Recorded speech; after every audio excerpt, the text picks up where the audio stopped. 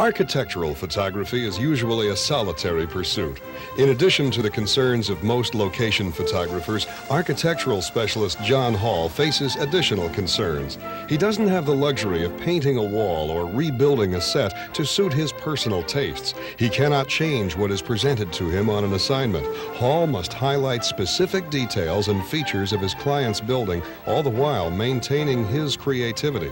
My clients are mostly architects, or when I work for magazines, the architectural section of a magazine.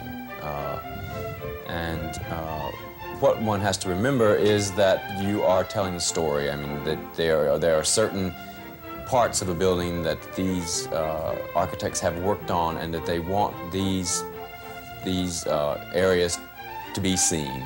And that, you know, you have to go from sort of overalls to details. You have to show the entire side of a building, or how the building actually fits on the site. That's always a very important aspect of design. And so it's a matter of keeping those things in mind. And you go all the way down to perhaps the light fixture's been designed in a particular way, or there's a certain kind of surface on the building that you need a texture or something that's new, or the brick runs one way on one side and one way on the other, or something like that. And it's just a matter of getting all those facts there. I mean, having all that in the picture, and at the same time trying to make something that you think is more than just a document. You wanted to make something that's visually exciting, and that's the goal. When I arrive at a site, I get out and walk around, and I see the house or the building from all the various angles, and I see what's happening with the sunlight at that particular moment when I'm there. And from there I decide what looks best, after also having discussed what is needed by the architects. I see where I can start, and then I check out the sun. I know, find out where the sun rises, where it sets, what's happening in that, so that I can know how the sun's going to progress through the day, and so I can set up in my own mind a logic of working, and I can say, okay, I can work here, and then I can go there, and then I can go there, and then I can go there. And that way, if I'm lucky, I can go around the whole house an entire day. That's not always the case. Sometimes the best part of the house has to be shot in the morning, and you have to come back and do it on 2 or 3 consecutive mornings. It's been my experience, sort of general rule of thumb for exterior work is largely to try and work before 10 or 10:30 in the morning, or after 4 o'clock in the afternoon. Oftentimes for buildings, unless they're absolutely flat, you get really deep and contrasty shadows from, say, 10:30 till 2:30, and especially in the summer. And that, while it can be interesting graphically, it also usually gets in the way. It's just too much contrast, and your film will not be able to hold the difference, to have the detail inside the shadow, and also to have the what's in bright sunlight to hold. One's going to be hot and the other's going to be underexposed. So that is just one reason to do that, just so that you have, and then also the light's softer and it's just prettier.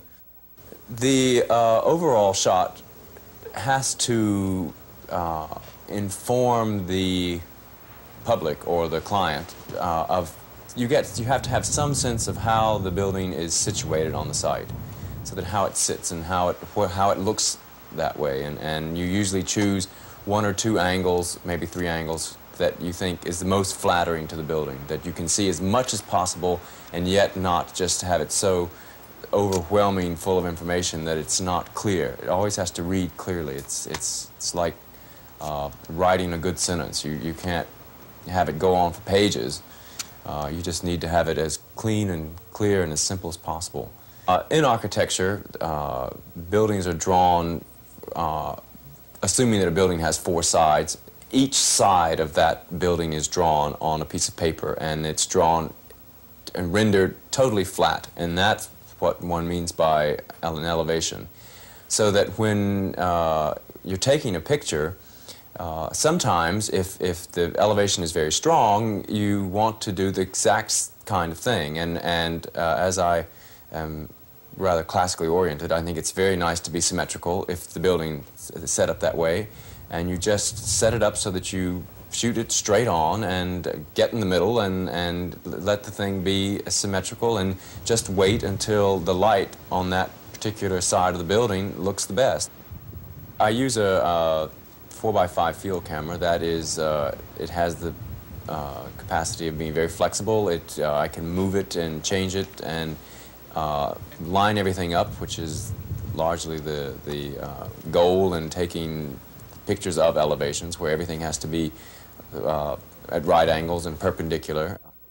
When I tilt the camera, if I'm below a building and I'm shooting up at it, what we'd see in a regular camera, the perspective would go up like that, so that the building would go up into the air, or verge like that. And what I can do with this little view camera, or this field camera, is compensate for that, so that I can bring the back of the camera and the front of the camera up so that it's perpendicular to the ground, and therefore when it comes up that way, the sides of the building suddenly become like that, which is not at all what we see, but it's just that we've corrected for the distortion.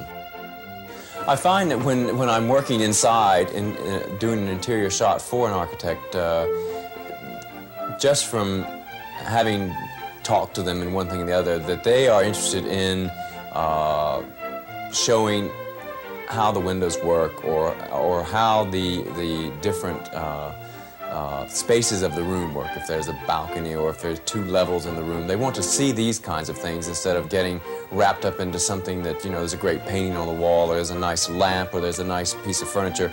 That for them is just a backdrop for the whole space. And so when you photograph interiors for architects, you generally keep that in mind. I mean, you really, if there's really great furniture, you don't mind showing it, and it really makes the space look even better. I think the thing that's amazing about architectural photography, or just photography in general, is to see something that is very, you find very special for you. It makes, it excites you. Somehow it's something that's maybe a little bit off the beaten path or something like that. And to see it, I think the thing that's most exciting is to see something happen wonderful with light. I mean, photography is always the recording of light. I mean, that's your basic premise. I mean, it's light on film. So that when you see something happen in terms of shadows and shapes in a given context, you know, you work as hard as you can to get it on your film. And with a view camera, it's a little bit slower because you can't just push the shutter. It's not like 35 millimeter. But to get that back from the lab, I mean, even when you have the Polaroid and you see it, but to get it back from the lab is just, it's a real rush sometimes. It's just great fun, and you find yourself, you know, worked all day and you're totally exhausted, and suddenly your film comes back from the lab and you just get this incredible energy, and you just sit there and you edit for an hour or two, and it just gives you, you're always learning something, you're always seeing something new, and it always pushes you forward to take a better picture and to see something in a more interesting way.